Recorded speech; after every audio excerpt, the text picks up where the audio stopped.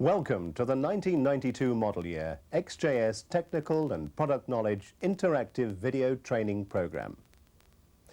This disc is designed to bring you up to date on the key technical points you should be familiar with. This 8-lesson program links with and is additional to the 8 interactive discs which were issued at the launch of the new XJ6. Many of you will be familiar with the material covered in those programs. This program builds on the foundations that they laid.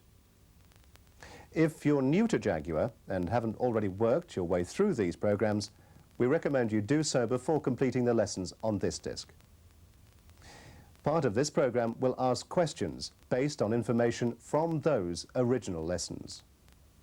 If you have completed them, you may wish to refresh your memory by dipping back into them. Alternatively, you can proceed with these lessons. If you do decide to proceed, I'll see you in a moment. Okay, there are 8 lessons on this double-sided disc, and each lesson is broken down into easily digestible bites. You'll be asked questions during the lesson to check your understanding, and at the end of this lesson is a test where you must score 60% before you can move on. This is designed to help you take on board the basics which will prepare you for the pre-course test you'll do when you attend your technical training at Jaguar. Let's make a start by identifying the lessons on this disc.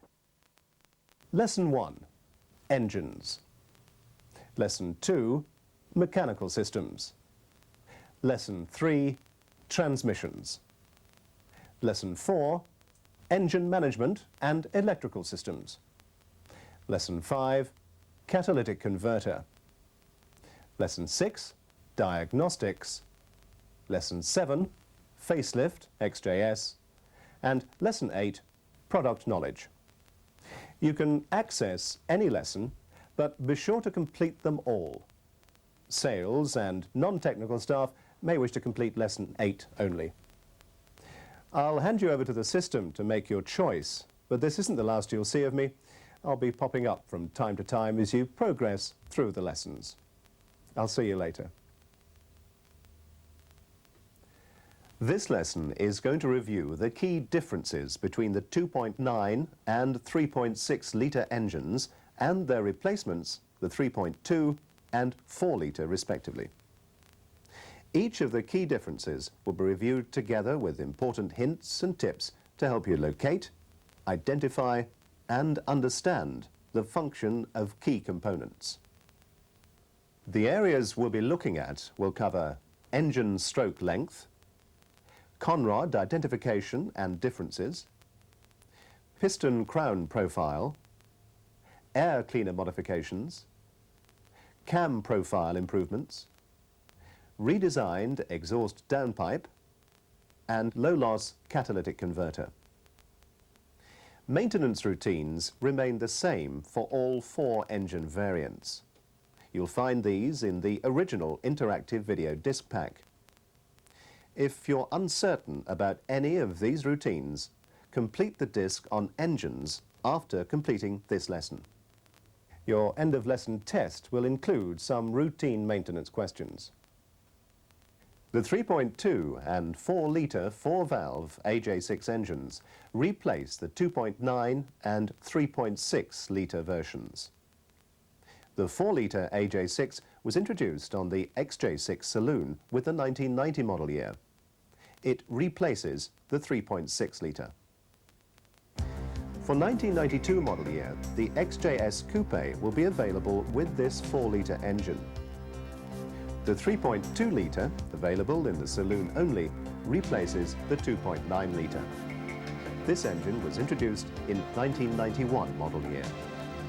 Both the 3.2 litre and 4 litre can be easily identified by the cam cover badges.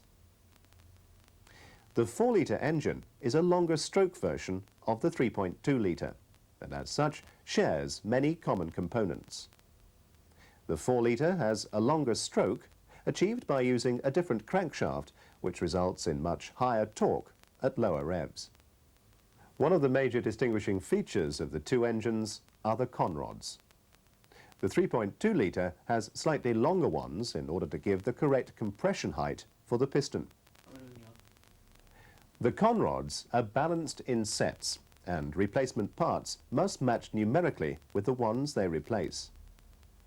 On 3 engine sizes, a number is stamped on the big end of the conrod and refers to the capacity.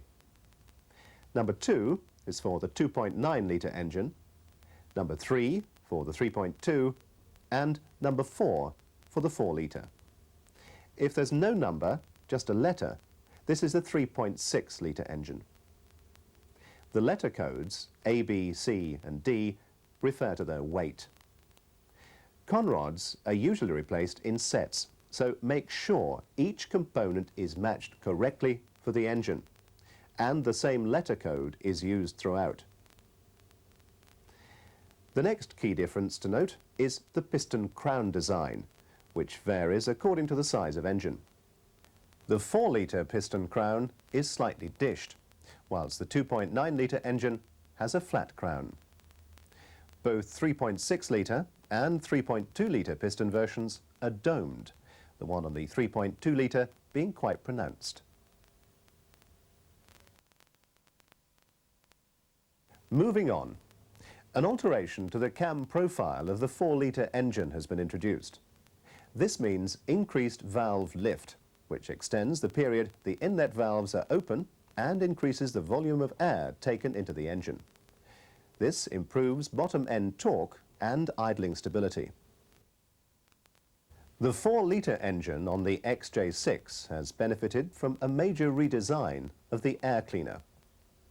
The combination of an increase in air cleaner inlet diameter with revised internal baffles has resulted in an increase in engine power of around 8 horsepower, with no difference in induction noise. We also need to look at the air intake on the 4 litre XJS. A further improvement in performance has been achieved by redesigning the exhaust downpipe.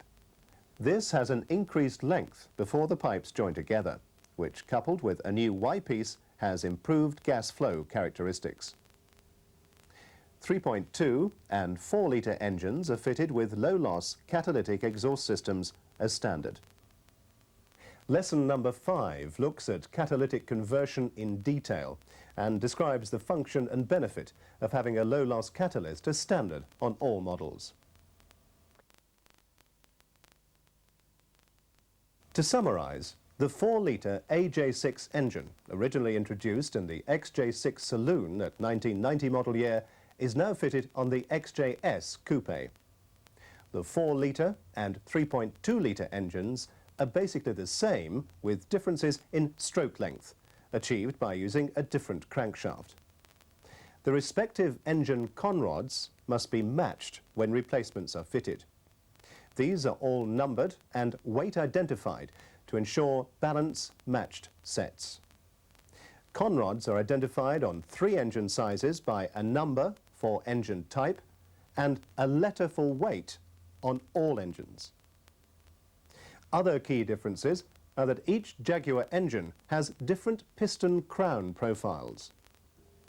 The 3.2, pronounced dome. The 4 litre, slight dish. The 2.9, a flat crown. And the 3.6, a slight dome. The cam profile has been altered on the 4 litre engine, which extends the valve lift, giving increased air intake with improved bottom-end torque and idling stability. The air cleaner intake has been increased in size, which has increased the power output. Finally, performance has been further enhanced by a redesigned exhaust downpipe with improved gas flow characteristics. The exhaust system now also includes a low-loss catalytic converter. This concludes the engine lesson. In this lesson, we're going to review the main features of the mechanical systems on the XJS 4 litre. The primary area of interest is the Tavis braking system. In addition to being specified in the XJS 4 litre, Tavis brakes also feature on the XJ6 model range. we'll be having a look at the system in detail and highlighting some of the differences in specification between the saloon and XJS. In addition to the Tavis braking system, we'll also look at some key points on the door handle and new locks configuration. Let's now look at the Tavis system under the following headings. 1. System configuration and operation. 2. Tavis brakes, electrical system and fault diagnosis. 3. Hydraulics. And 4. Caliper systems. System configuration and operation. The new Tavis braking system, introduced on the XJ6 Saloon at 1990 model year, combines brake power boost and anti-lock braking. This now means that all Jaguar models have anti-lock braking fitted as standard.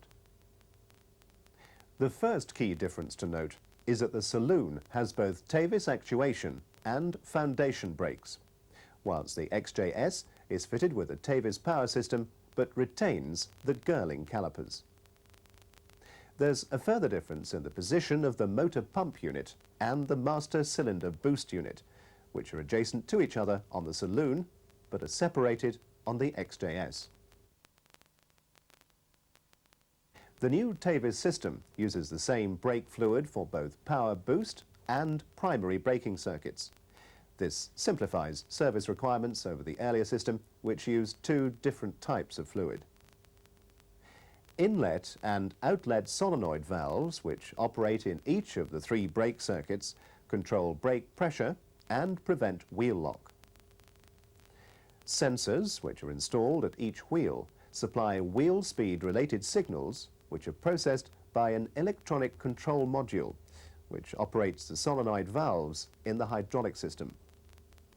If the system senses that a wheel is about to lock, it automatically modulates the pressure in a rapid on-off cycle, which is barely detectable through the brake pedal. The front wheels are controlled individually, whilst the rear wheels, which are on a single hydraulic circuit, are controlled together.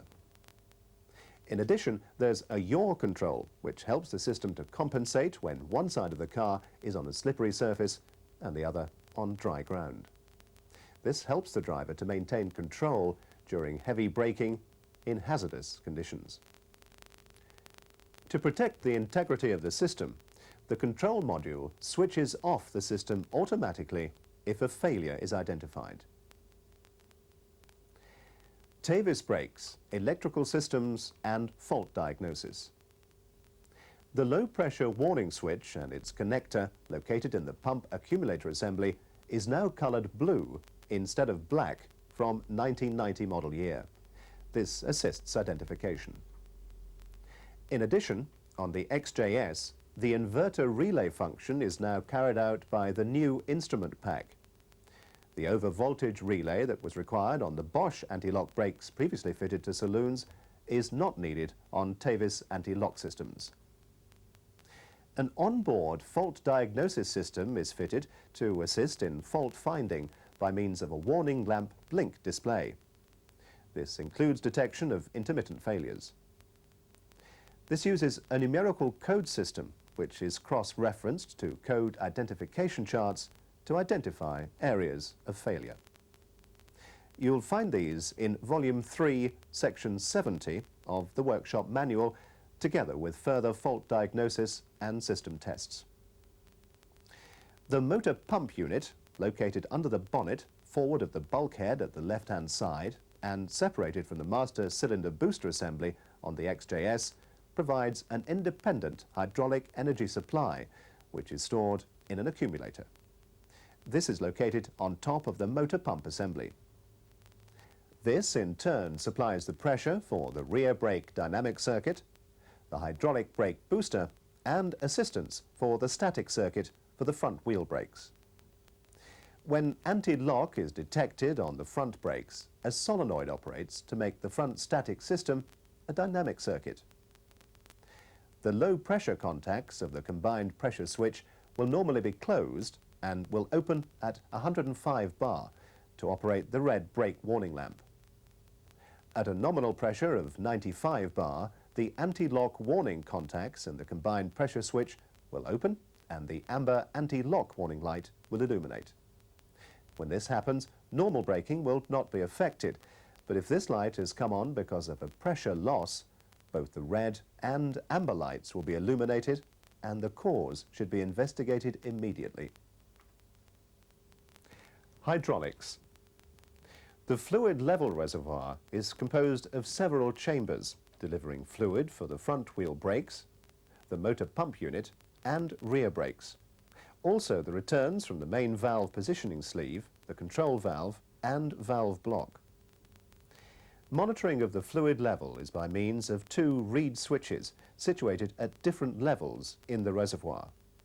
On the XJ6, fluid loss causes the upper reed switch to switch on the brake warning light, and further fluid loss operates the lower reed switch, which disconnects the ABS for the front wheel brakes and illuminates the amber ABS anti-lock warning lamp.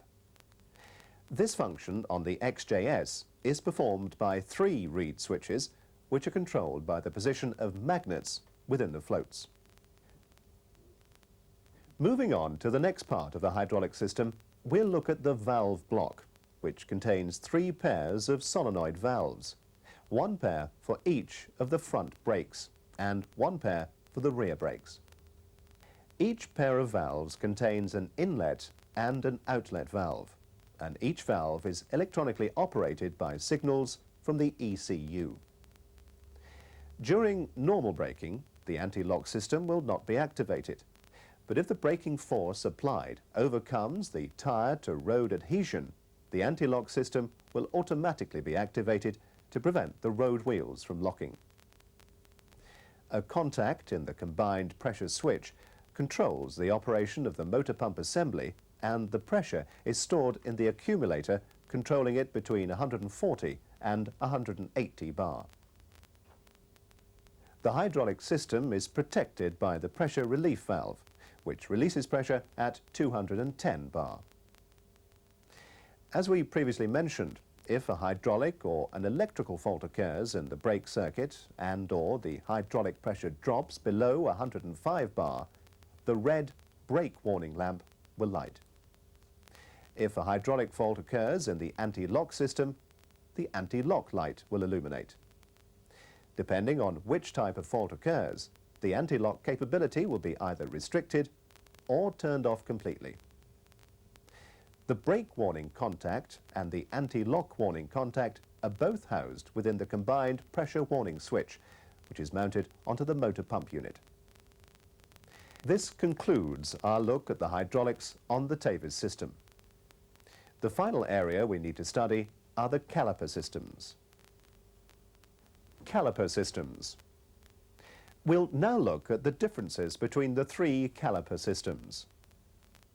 This is the original Girling collet caliper fitted to the XJ6 saloon and is shown in detail on the original mechanical system disc.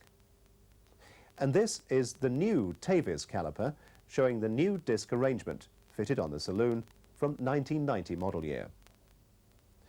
The 4-litre XJS uses the same basic Tavis anti-lock system as the XJ6 saloon, coupled to Girling calipers carried over from both the 3.6 and the 5.3-litre XJS. The Tavis braking system, now fitted as standard to the XJ6, combines the brake power booster and anti-lock braking into a single unit. This provides a more sophisticated system with improved driver comfort due to minimized brake pedal pulsing during anti-lock operation. This concludes the section on Tavis braking. There's been quite a lot of information, so make sure you're comfortable with all aspects of the system before completing the final test. To complete this lesson, there are some important points on the mechanical systems affecting security and ease of operation. There are lock specification changes. Ignition, glove box and boot all use Tibby locks and can be operated using a single key. A separate key is still required for the door locks, which have been redesigned for easier operation. These modifications were first introduced on the 1990 model year XJ6 saloon and are now fitted from 1992 on all XJS models. Additionally, these locks are resistant to freezing, which means that de-icer does not need to be used on them, a practice which is not recommended as it washes away the lubricant. Finally, the XJ6 has redesigned door handles for easier operation. To summarize the key points from this lesson, we've looked at the further introduction of the Tavis braking system, which was first seen on the 1990 model year XJ6 saloon. One of the key features of this system is the layout of the motor pump and the master cylinder boost unit, which are adjacent to each other on the XJ6 but separated on the XJS. The XJ6 saloon has a complete Tavis system, including calipers, whilst the XJS has carryover Girling calipers. In addition, we've identified that the low-pressure warning switch connector is now coloured blue instead of black. The inverter function is now to be found in the instrument pack, and the overvoltage relay has been deleted. Fault diagnosis was covered with special reference to workshop manuals. We reviewed the operation of the system and the meaning of the red and amber warning lights. We then described the function and operation of the Tavis valve block, which is critical to the operation of the anti-lock braking capability. Finally, the types of caliper fitted were identified for XJ6 and XJS respectively. The lesson concluded with information on the fitting of Tibby locks.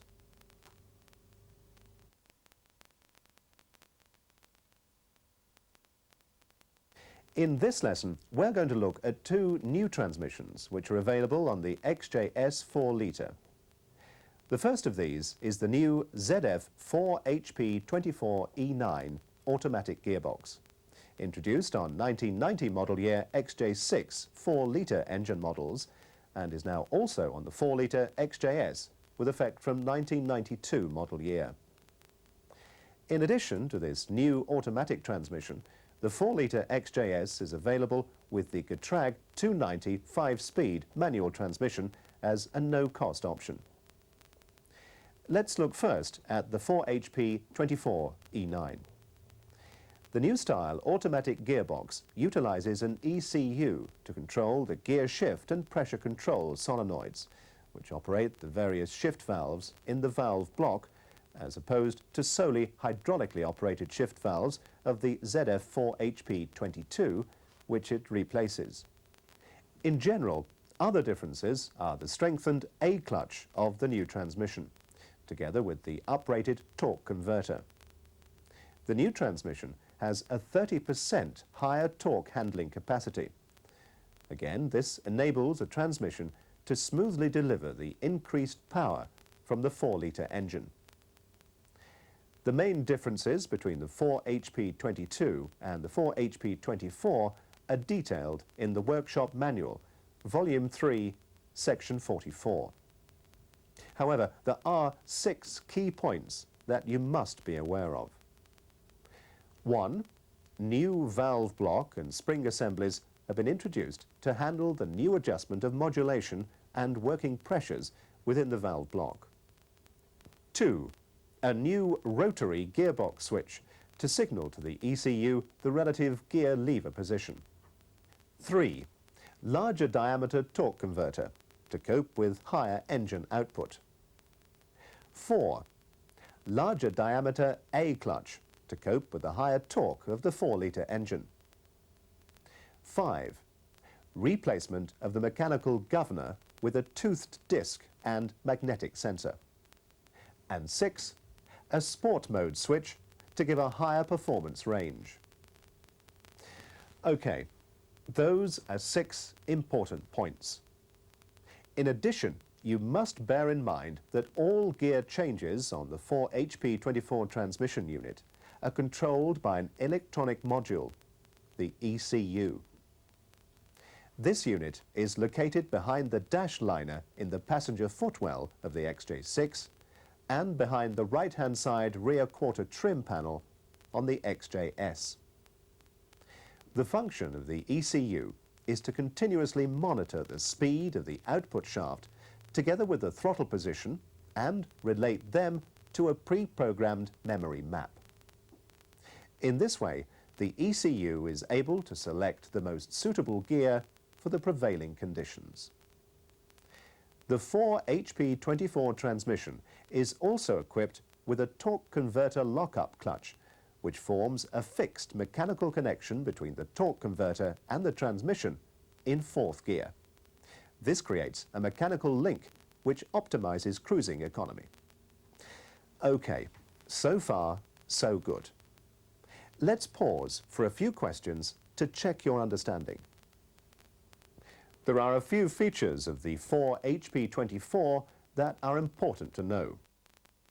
First, the kickdown switch located below the throttle pedal replaces the kickdown cable arrangement and is also adjustable.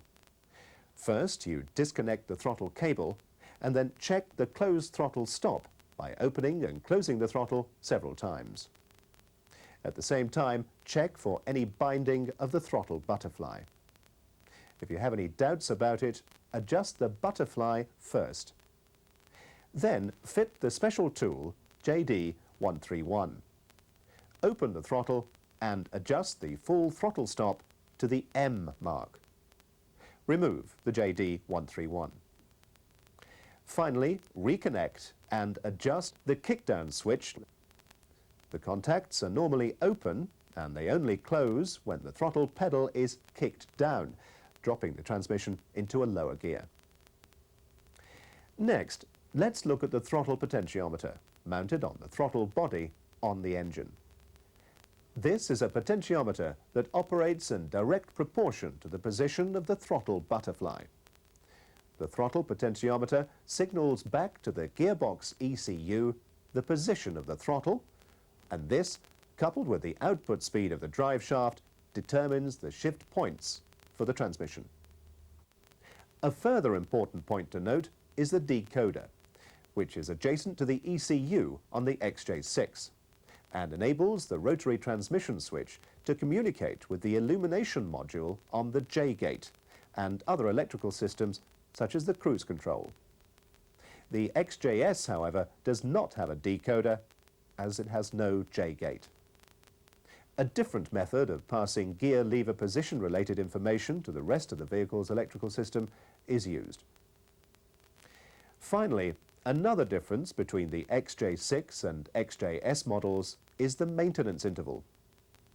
Due to a shallower gearbox sump, the XJS needs to have its oil and filter changed every 15,000 miles or 24,000 kilometers, whilst the XJ6 4-litre change period is 30,000 miles or 48,000 kilometers.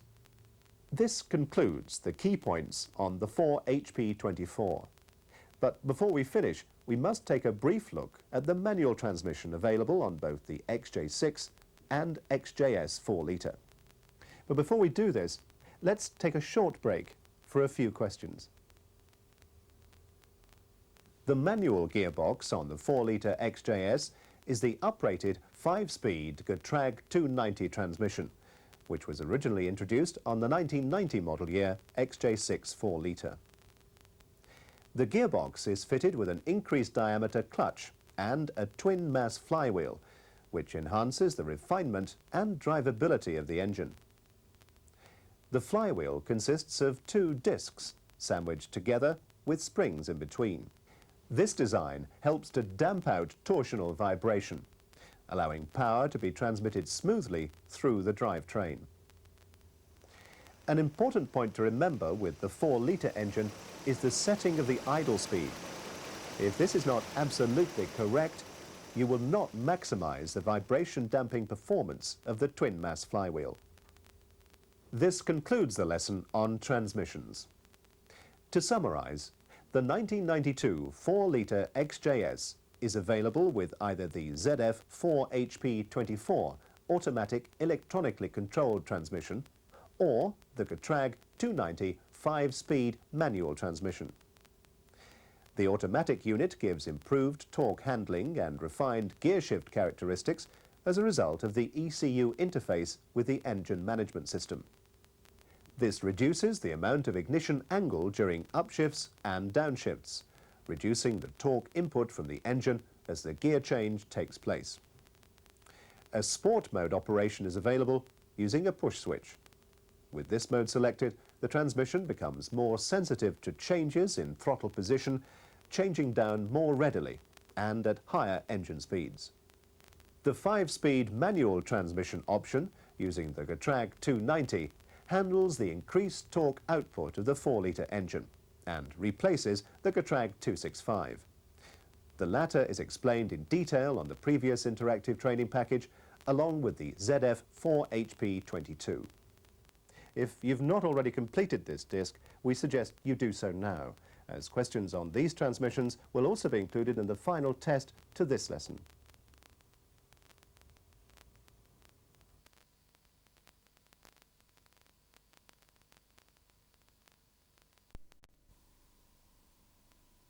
This lesson is going to look at the key features of the electrical systems on the XJS. This will include a brief look at the engine management systems, fueling, instrument pack and diagnosis. But before going into detail on the electrical systems, it's worth noting the types fitted to the XJ6 and XJS ranges. The XJ6 saloons and the 4-litre XJS are all fitted with the Lucas engine management system. The V12 XJS is fitted with a Lucas digital fuel injection system coupled with Morelli digital ignition. And the V12 saloon is fitted with Lucas digital fuel injection and Lucas ignition. It's important that you remember these three electrical systems. The majority of the new developments apply only to the XJS V12. The first thing to note is that new fuel injectors are fitted to this model. These are smaller and lighter, allowing a lower mounted fuel rail to be fitted. They also provide improved fueling control at smaller pulse widths. The new lower mounted fuel rail has been developed to give improved flow characteristics and is configured in two separate rails joined by two hoses instead of metal pipes. Also, there are no hoses connecting the fuel rail to the injectors. These are connected directly to the fuel rail by O-rings and clips. The 1992 model year XJS V12 has undergone significant engine management changes, with the Morelli digital ignition software being upgraded. And to complement this, a brand new fuel control system has been developed. Changes in the underbonnet area have resulted in a less cluttered layout, and the lower coil has been made more accessible by relocating it. Both coils are now mounted either side of the distributor instead of one above the other. The XJS V12 engine is now fitted for 1992 model year with a Lucas 26CU fuel control unit, which provides the following advantages over the 16CU unit previously fitted: improved starting performance, improved engine efficiency during warm-up, JDS serial link, and improved limp home capability in the event of a sensor failure. The XJS 4-litre compared to the 3.6 has benefited from a new ECU. The engine management systems are similar for both XJ6 and XJS 4-litre models. Okay, before we move on to look at the instrument pack, let's pause for a few questions. A completely new instrument pack, similar to that of the 1991 model year saloon, has been fitted to the 1992 model year XJS. This features the traditional layout of two large main dials supplemented by four smaller gauges. The array of secret till lit warning lights have been relocated for optimum visibility. They are now ranged in a row horizontally above the gauges. New warning lights added cover the following functions: gearbox fail, sport mode on the 4-litre only, front fog lamps, and check engine. Also new on the XJS is the simplified trip meter, which is integral with a tachometer, whilst the odometer is included in the speedometer. Both were previously included in the speedometer. The reset button for the trip meter has also been repositioned. Finally, a couple of points on fault diagnosis. To diagnose faults on the XJS V12 engine management system, the Jaguar Diagnostic System, JDS, must be used, and not the Lucas Epitest system. Should new or existing service technicians require more detailed information about the JDS, they should refer to the existing discs, which include a dedicated lesson on the Jaguar Diagnostic System. To summarize, the electrical systems on the XJS have been upgraded. The XJS 4-litre now has a similar Lucas engine management system to the XJ6 saloon. The XJS V12 has a Lucas digital fuel injection system coupled with Marelli digital ignition, which has undergone software upgrading as well as receiving a new fuel control system. The development of both systems has resulted in, for the XJS 4-litre, new ECU, improved fueling control, and on the XJS V12, relocation of the lower coil, 26 CU fuel control unit, new fuel rail, new pressure regulator, new diagnostic link, and upgraded digital ignition software. Finally, all XJS variants have a new instrument pack.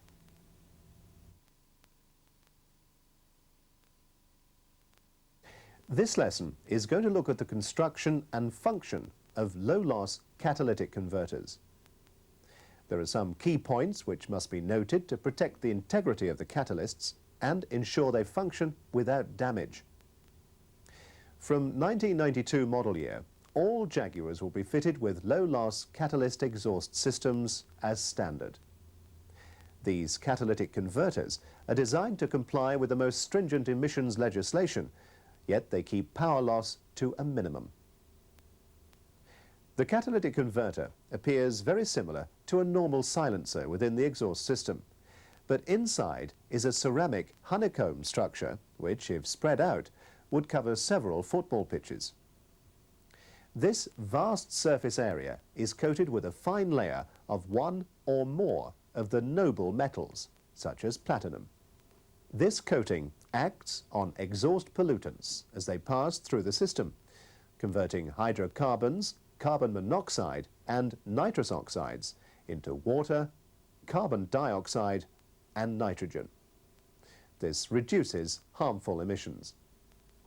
The new Jaguar catalytic system has reduced back pressure by around 25% compared with earlier designs, benefiting both performance and economy. The new system improves the free flow of gases by branching them through two shorter catalysts working in parallel, rather than through a single longer catalyst. In addition, the lambda oxygen sensor fitted towards the rear of the two downpipe catalytic converters measures the amount of oxygen in the exhaust and then generates an electrical signal, which is transmitted to the engine management ECU. This then adjusts the pulsing to the fuel injectors and maintains the optimum fuel-to-air mixture of 14.7 to 1. It's essential when a catalytic converter is fitted that only unleaded fuel is used. Ordinary leaded fuel will coat the catalyst and stop it from functioning correctly. In severe cases, a completely new system will have to be fitted. It's for this reason that the narrower filler cap neck is fitted to vehicles with catalytic converters, to ensure that only unleaded fuel can be used. It's for this same reason that engine misfires must be attended to immediately. Unburnt fuel entering the converter could cause a meltdown situation which would severely damage the catalyst. To summarize, from 1992 model year, all Jaguar models come with a low-loss catalytic converter as standard. The performance of the system results in 25% reduced back pressure, emissions reduced to water, carbon dioxide and nitrogen, and maintenance of optimum fuel-to-air mixture via the lambda sensor. These benefits are achieved by only using unleaded fuel. Failure to use unleaded fuel or to immediately rectify misfires could result in terminal damage to the catalyst.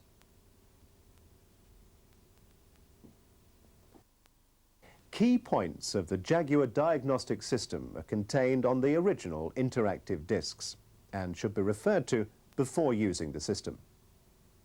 This lesson highlights the enhancements that have been made to JDS.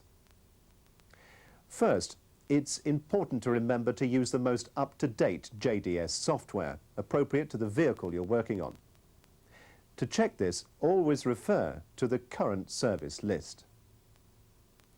Until recently, only a limited coverage of the XJS was available using the JDS. But at 1992 model year, there are a number of enhancements to the diagnostic software strategy.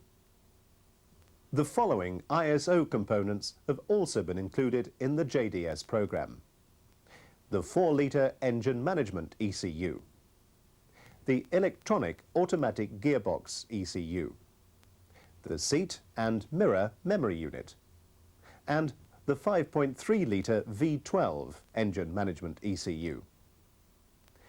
All of these components now access serially through diagnostic sockets on the vehicle. Also, the software for the anti-lock braking system has been rewritten, not because the system changes, but to fall in line with other ISO components. The TAVIS test has been shortened and basically cuts out everything prior to the reading of the blink codes.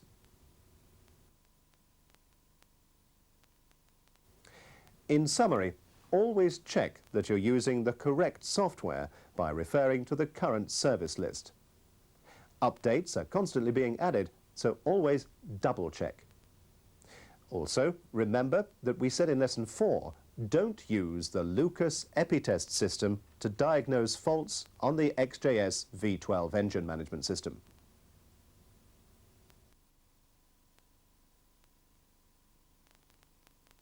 Lesson 7 introduces the remaining technical changes that appear on the 1992 XJS range, including a brief description of styling changes. The areas covered in this lesson are 1. Main visual exterior features, 2. New air conditioning control panel and modified unit, 3. Memory seats, 4. New switches and controls, and 5. Hello cruise control. Okay, let's start with a brief look at the main visual features of the 1992 XJS Coupe, starting with the new body, which has resulted in a complete revision to the entire glass house design. On to the new tail light configuration, which includes neutral density lenses. Other changes include new headlights, headlamp power wash, and direct glaze windscreen. At the rear of the car, the boot lid and rear wing panels have been redesigned. Moving on to air conditioning. The control panel has been modified as shown. It has revised temperature and fan controls and new graphics, although its location hasn't changed. A further revision to the air conditioning is the introduction of a motorized aspirator sensor. This continually draws air from the vehicle's interior and passes it across a temperature sensor, which in turn provides a more accurate reading of the true temperature in the cabin and is less susceptible to drift or overshoot. The aspirator is a carryover part from the XJ6 and is located under the passenger's underscuttle. When servicing the air conditioning system, it is a legislative requirement to recycle the freon within the cooling system of the air conditioner. Remaining gas is bled off into a recycling unit, which is then used to recharge the system. Discharging it into the atmosphere contravenes the control of substances hazardous to health regulation, or COSH for short. Okay, let's break for a few questions.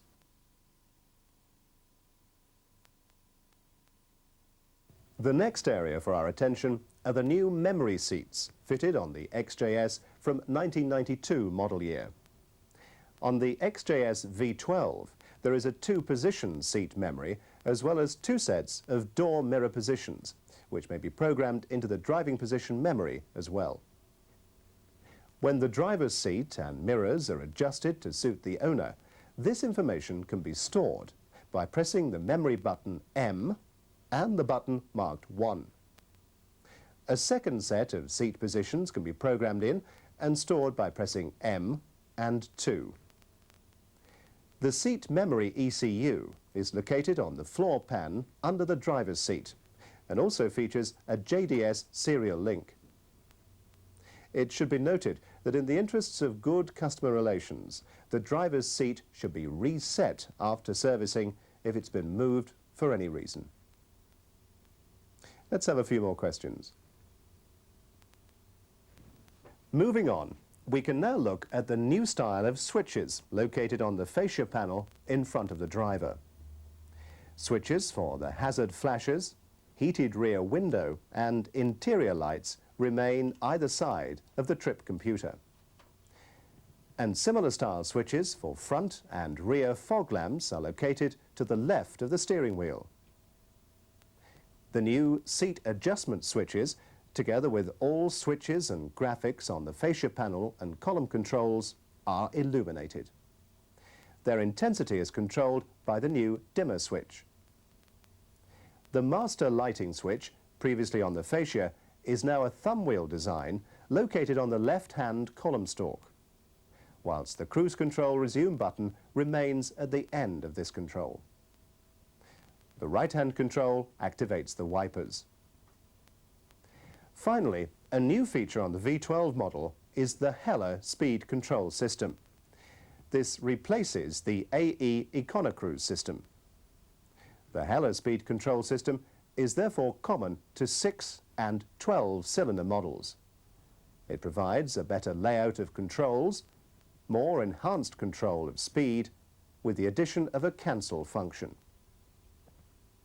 An additional safety feature on this cruise control is a cutout, which operates if the road speed falls below 3/4 of the set speed. This lesson completes our review of the 1992 model year XJS. The remaining lesson covers general product knowledge, which all staff should review. In this lesson, we've looked at the key styling changes affecting the front, side and rear of the car, together with the enhanced fascia redesign with new switches on the instrument pack. Also, the revised air conditioning system with improved responses, stability and accuracy. In addition to these features, the XJS has memory electric seats and the Heller cruise control. In this lesson, which is intended for sales and non-technical staff, we shall review the key features which make the 1992 model year XJS really different and exciting for customers. The new XJS combines sporting elegance, luxury, power and refinement with environmental friendliness for the 1990s. The information will be presented using the 6-point walk-round plan, which you should be totally familiar with. Full details of all changes are found in the dealer report, which you must study in depth to ensure your product knowledge on these exciting XJS models is complete. There'll be a pause for questions at the end of the walk-round points, together with a set of final questions at the end of the lesson. Remember, you should aim to get full marks in each section. Right then, let's start off on our walk-round. Position 1. you will immediately get the impression of a more powerful appearance, which is enhanced by the new black radiator grille and the chrome embellisher along the leading edge of the bonnet. The impression of bonnet length is further enhanced by the colour-keyed windscreen wiper grille. New headlamps, whilst retaining the traditional style, provide improved lighting performance, together with a more balanced light spread. The new headlamp power wash system, which is standard on the V12 but optional on the 4-litre, improves both the style and headlamp cleaning efficiency.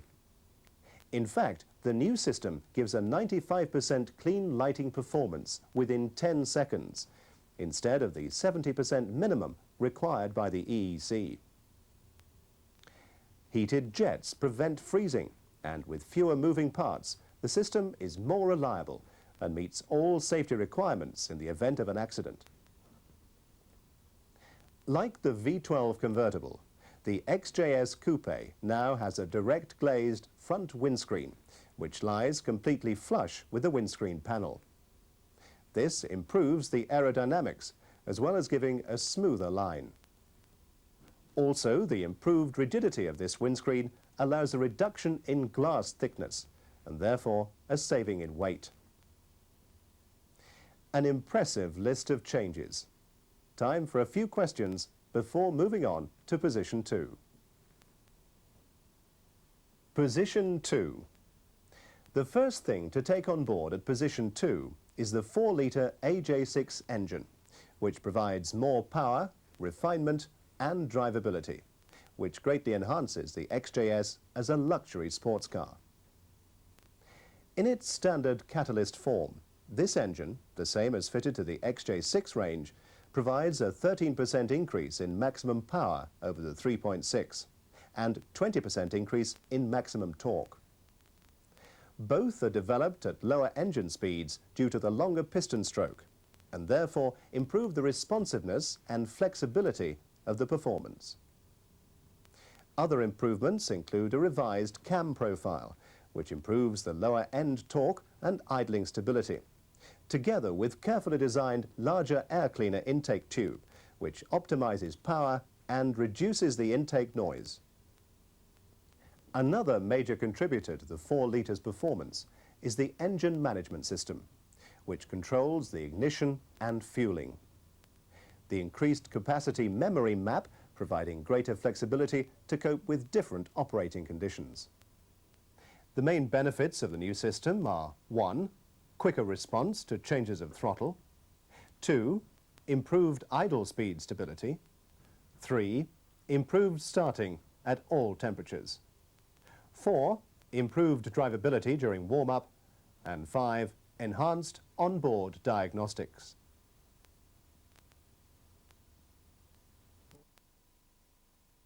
Moving on to the transmission, we find that the ZF 4HP22 has been replaced with the ZF 4HP24 electronic automatic transmission. This unit gives excellent refinement and choice of driving style to provide the perfect accompaniment to the effortless performance of the 4-litre engine.